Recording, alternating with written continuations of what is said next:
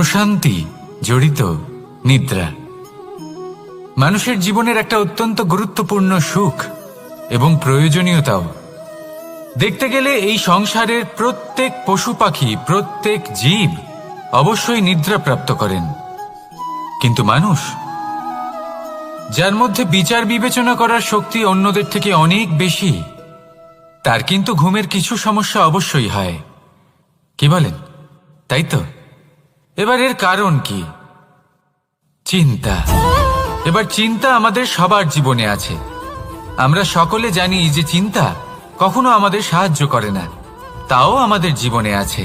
কেন? চিন্তার মাধ্যমে কি কখনো কোনো সমস্যার সমাধান হয়েছে? অর্থের চিন্তা করলে কি অর্থ লাভ হয়? ভবিষ্যতের চিন্তা করলে কি ভবিষ্যৎ ঠিক হয়ে যায়? স্বাস্থ্যের চিন্তা করলে কি স্বাস্থ্য নিজে থেকেই ঠিক হয়?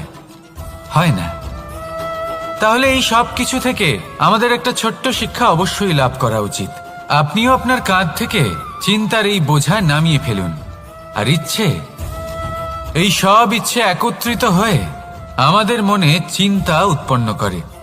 তাই এই চিন্তাগুলিকে ত্যাগ করুন। প্রকৃতির প্রেমের উপর বিশ্বাস রাখুন। মনে রাখবেন, যিনি চিন্তা মুক্ত হবেন তিনি চিতা মুক্ত হবেন। সুখের নিদ্রা প্রাপ্ত করুন, আর নিদ্রায় যাবার আগে আমার সাথে ভালোবেসে বলুন, রাধা রাধা। মহাদেব, সেই দেবতা যিনি মহান, যাকে দেবতাদের দেবতা বলা হয়, যিনি হলেন আমার আরাধ্য। কখনো আপনার মনে এই প্রশ্ন এসেছে যে শিবকেই কেন মহাদেব বলা হয়, অন্য কোনো দেবতাকে কেন বলা হয় না? সেই কারণ মহাদেবের মধ্যে, ওনার মধ্যে এমন এক বিশেষ গুণ রয়েছে যা অন্য কারণ নেই।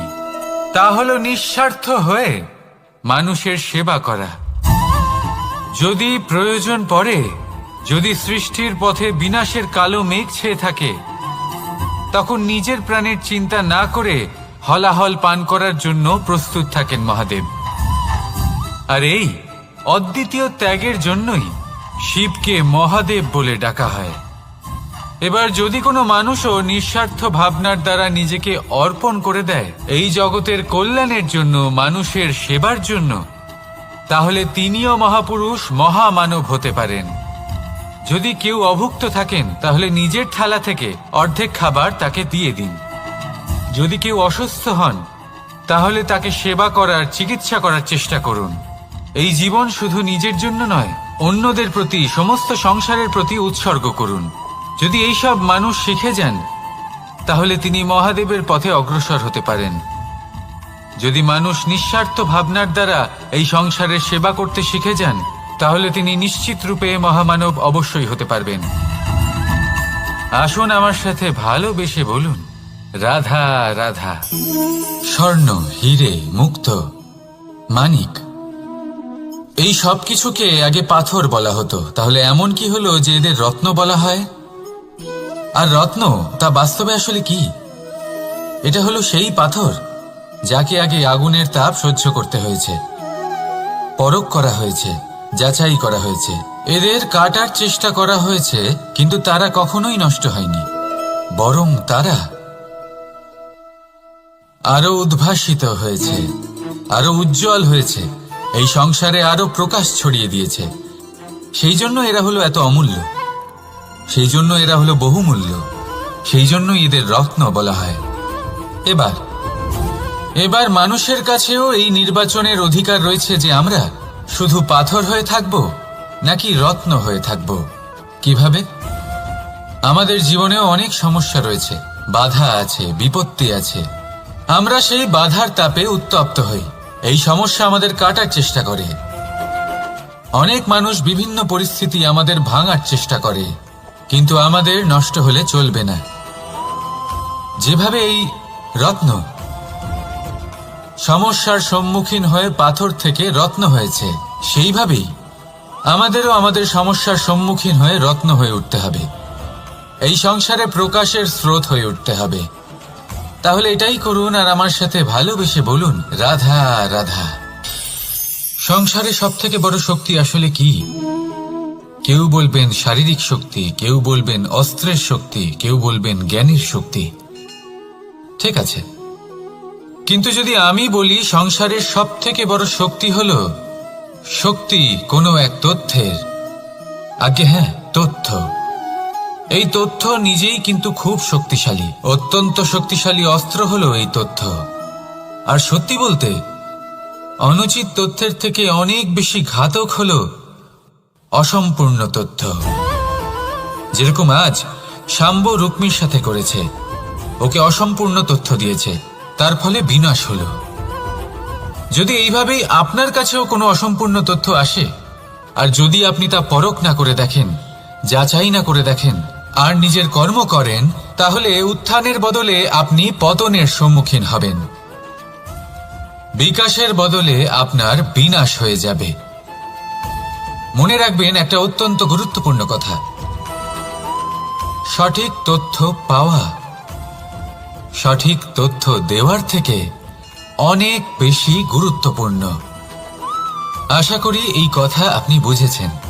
জীবনে যখনই কোনো তথ্য আপনি পাবেন, সেই বিষয়ে ভেবে দেখুন, পরখ করে দেখুন, যাচাই করুন, তারপর নিজের কর্ম করুন। আর আমার সাথে ভালোবেসে বলুন, রাধা রাধা। ধর্ম এবং প্রেম, এই দুই হলো একই মুদ্রার দুই পিঠ। যদি এদের মধ্যে কোনোটা নষ্ট হয়ে যায়, তাহলে দ্বিতীয়টাও থাকে না। কখনো ভেবেছেন এমন কেন হয়? তার জন্য আগে আপনাকে বুঝতে হবে যে ধর্ম আসলে কি। ধর্ম সেটাই যা এই সংসারের প্রত্যেক মানুষকে একে অপরের সাথে সুখ এবং শান্তিতে থাকতে প্রেরণা যোগায়। এই প্রেরণার আধার হলো প্রেম। প্রেম সেটাই যা আপনার মধ্যে অন্য কারোর প্রতি করুণাবোধ জাগিয়ে তোলে, সম্মান জাগিয়ে তোলে। এবার যদি প্রেম চলে যায়, তাহলে সবার আগে বিনাশ হবে সম্মান আর করুণাবোধের। এবার যেখানে না প্রেম রয়েছে, না সম্মান রয়েছে, না করুণা রয়েছে, সেখানে ধর্ম কিভাবে বাস করবে? অশুভ ইচ্ছে জাগ্রত হয়ে ওঠে, ক্রোধ জাগ্রত হয়ে ওঠে, অহংকার জাগ্রত হয়ে ওঠে, আর তারপর আরম্ভ হয় অধর্মের। তাই যা যা ভাবনা আপনার অন্তরে প্রবেশ করছে, করতে দিন, কিন্তু যাই হোক না কেন, এই প্রেমকে নিজের থেকে দূরে যেতে দেবেন না। এই প্রেমকে চিরকাল নিজের কাছে রাখুন, নিজের হৃদয়। আর এই প্রেম ভাব নিয়ে বলুন, রাধা রাধা। মানুষের জীবনে উন্নতি লাভ করার জন্য তিনটি স্তম্ভের প্রয়োজন হয়। প্রথম স্তম্ভ শিক্ষা। এই শিক্ষা আমাদের জ্ঞান প্রদান করে। দ্বিতীয় স্তম্ভ ব্যবসা, যার দ্বারা আমরা ধন উপার্জন করি। তৃতীয় স্তম্ভ হলো আমাদের ঈশ্বর, আমাদের ইষ্ট। এনার সাথে যদি আমরা জুড়ে থাকতে পারি, তাহলে এমন একটা মানসিক বল আপনি লাভ করবেন যেটা এই সংসারে আর কোথাও পাওয়া সম্ভব নয়। কিন্তু মানুষ অনেক সময় জীবনে এই তিনটি স্তম্ভ লাভ করা সত্ত্বেও সামনে অগ্রসর হতে পারেন না। তখনও জীবনে কঠিন পরিস্থিতি আসতেই থাকে। এমনটা ঠিক কেন হয়? কারণ সে জীবনে এই তিনটি স্তম্ভ লাভ করে নেয়, জীবনে প্রয়োগও করে, কিন্তু তার ভিতের কথা সে ভুলেই যায়। যেমন প্রথম স্তম্ভ অর্থাৎ শিক্ষা। এই শিক্ষার আধার হলো শুভ চেতনা। যদি অন্তরে শুভ চেতনা না থাকে, তাহলে এই শিক্ষার কোনো গুরুত্ব থাকে না। দ্বিতীয় স্তম্ভ ব্যবসা। পরিশ্রম করে উপার্জন করতে হবে, এই কথাটা আমরা সবাই জানি এবং সবাই চেষ্টাও করি। কিন্তু ব্যবসা করতে করতে আমরা এটা ভুলে যাই আমাদের ব্যবহার কেমন হয়ে পড়েছে। এই ব্যবহার যদি শুভ হয়, তাহলে আমাদের উপার্জন আস্তে আস্তে একটা স্থির জায়গায় এসে পৌঁছবে। এবং তৃতীয় স্তম্ভ আমাদের ভগবান। যদি ওনার স্মরণে আপনি যেতে চান, তাহলে তার পূর্বে নিজের মা বাবাকে সেবা করুন, তাদের যত্ন করুন, তাদেরকে ভালোবাসুন, কারণ ওনারাই হলেন এই সংসারে আপনার সব থেকে বড় ইষ্ট। তাহলে তিন স্তম্ভের সাথে সাথে তাদের আধারকেও নিজের জীবনে প্রাধান্য দিন। কোনো সমস্যা আসবে না, জীবনে একের পর এক উন্নতি করবেন এবং এই মন প্রসন্ন হয়ে বলবে, রাধা রাধা। সুখ, দুঃখ এবং শক্তি এই তিন হলো এই সংসারের ত্রিদেবের মতো। আমাদের জীবনে যা কিছু ঘটছে এই তিনটির ভিত্তির উপরেই হচ্ছে। আসলে এই সংসারের একটা নিয়ম আছে, যখনই আপনি কিছু লাভ করেন এই সংসার আপনার পরীক্ষা নেয়। এটা জানার জন্য আপনার পরীক্ষা নেয় যে আপনি যা কিছুই লাভ করেছেন আপনি কি আদৌ সেটার যোগ্য কিনা। ঠিক সেইভাবেই এই সুখ, দুঃখ এবং শক্তি আপনার পরীক্ষা নিয়ে থাকে। যখন সুখ আসে তখন সে আপনার পরীক্ষা নেয় যে আপনার মধ্যে অহংবোধ জাগ্রত হয়নি তো। যদি অহংবোধ চলে আসে তাহলে সুখ সেখানেই সঙ্গ ত্যাগ করে। দুঃখ আপনার ধৈর্যের পরীক্ষা নিতে থাকে, আর যদি আপনার মধ্যে ধৈর্য না থাকে তাহলে এটা আপনাকে আরো বেশি দুঃখের গভীর অন্ধকারে ঠেলে দেবে। সেখানে শক্তি পরীক্ষা নেয় আপনার বিনম্রতার। যদি আপনি বিনম্র না হন তাহলে হয় এই শক্তি আপনার সঙ্গ ত্যাগ করবে, নয় এই শক্তি বিনম্রতার অভাবে আপনার পতনের কারণ হতে পারে। এই সংসারে যে কোনো ব্যক্তি যিনি এই পরীক্ষায় উত্তীর্ণ হয়ে থাকেন এই জীবনে তিনি সাফল্য লাভ করেন। আসুন আমার সাথে ভালোবেসে বলুন, রাধা রাধা। ভয়ের সাথে আমরা সবাই পরিচিত, কষ্টও আমরা সবাই পেয়েছি। কখনো কখনো আমরা অসুস্থ হয়ে পড়ি, আর এমন সময় হলে মাতার মমতা, কখনো বাবার স্নেহ, কখনো বন্ধুদের পাশে থাকার অনুভূতি আমাদের রোগ নিরাময়ে সাহায্য করে। কখনো যদি আমরা নিরাশ হয়ে পড়ি, তখন যদি আমাদের কোনো আপনজন আমাদের দুটো ভালো কথা বলে তখন আমাদের মনোবল বেড়ে যায়। ঠিক তেমন সংসারের এই রঙ্গমঞ্চে যদি আপনি পীড়িত অনুভব করেন, কিছু শুভ কথা আলোচনা করুন, কিছু স্তুতি গান করুন, কিছু মুহূর্তের জন্য হলেও নিজের ইষ্টদেবের কথা স্মরণ করুন আর প্রার্থনা করুন। সাহস বাড়বে, শক্তিও বৃদ্ধি পাবে এবং সামনে এগিয়ে চলার পথও দেখতে পাবেন। তখন এই মন প্রসন্ন হয়ে বলবে, রাধা রাধা। এই সংসারে কখনো কোনো ব্যক্তিকে তার বাইরের পোশাক দেখে বিচার করার চেষ্টা করবেন না, এটা খুব বড় ভুল করবেন। যেমন আমরা জীবনে অনেক সময় এমন করি, ধরুন কোথাও একটা গাছ দেখলাম, খুব বিশাল আকারের একটা গাছ যেটা মাটির থেকে অনেক উঁচুতে পৌঁছে গেছে, যার বিশাল শাখা আছে। সেগুলো দেখে আমরা ভাবি যে এই গাছে হয়তো কত সুস্বাদু ফল আছে, আমরা সেই গাছের পরিচর্যা করতে থাকি। আবার অন্যদিকে হলো একটি তৃণ যেটা মাটি থেকে কিছুটা উঁচুতে পৌঁছেছে, কিন্তু সেই তৃণর নিচে, মাটির নিচে অত্যন্ত সুস্বাদু ফল বা সবজি জন্ম নেয়, যা আমাদের স্বাস্থ্যের পক্ষে অত্যন্ত উপকারী। সেই জন্য কখনো আবরণ দেখে কাউকে বিচার করতে চেষ্টা করবেন না। তার বদলে এটা বোঝার চেষ্টা করুন যে আপনার সামনে যে ব্যক্তি আছে বা বস্তু আছে তার বিশেষত্ব কি। যদি এই বিশেষত্ব বোঝার ক্ষমতা আপনি অর্জন করেন, যদি এই শিল্প আপনি নিজের ভেতরে জাগ্রত করেন, তাহলে এই সংসারে বিশেষত্ব কি সেটা আপনি জানতে পারবেন। আর এই সমস্ত খেলা দৃষ্টি থেকে নয়, দৃষ্টিভঙ্গি থেকে জন্ম নেয়। দৃষ্টিভঙ্গি সবসময় শুভ রাখুন আর আমার সাথে ভালোবেসে বলুন, রাধা রাধা। যখন আমরা কোনো বনে প্রবেশ করি তখন এই সবুজ ঘাস দেখে, এই কোমল ঘাস দেখে আমাদের মন প্রফুল্ল হয়ে ওঠে। ভিন্ন ভিন্ন প্রজাতির ফুল, ভিন্ন ভিন্ন রঙের ফুল দেখে এই মন আনন্দে ভরে ওঠে। এখানে শিশুরা আনন্দ লাভ করে, বড়রা ভোজন গ্রহণ করেন, কথাবার্তা বলেন, হাঁটাহাঁটি করে বেড়ান। এবার ভেবে দেখুন, যখন এই উপবনের নির্মাণ হয়েছিল সেই সময় যদি এই মাটিকে সঠিকভাবে খনন না করা হতো, যদি তাতে সঠিকভাবে বীজ রোপণ না করা হতো, যদি কোনো সংঘর্ষ না হতো, পরিশ্রম না করা হতো, যদি চলতে চলতে পায়ে কাঁটা না বিঁধে যেত, তাহলে এই সুন্দর বন দেখে আমরা কি এই আনন্দ লাভ করতে পারতাম? কখনোই নয়। ধরুন কোনো নদীর তটে সুন্দর একটি বন আছে, সেই বনের আনন্দ লাভ করতে গেলে আপনাকে সেই নদী পার করতেই হবে।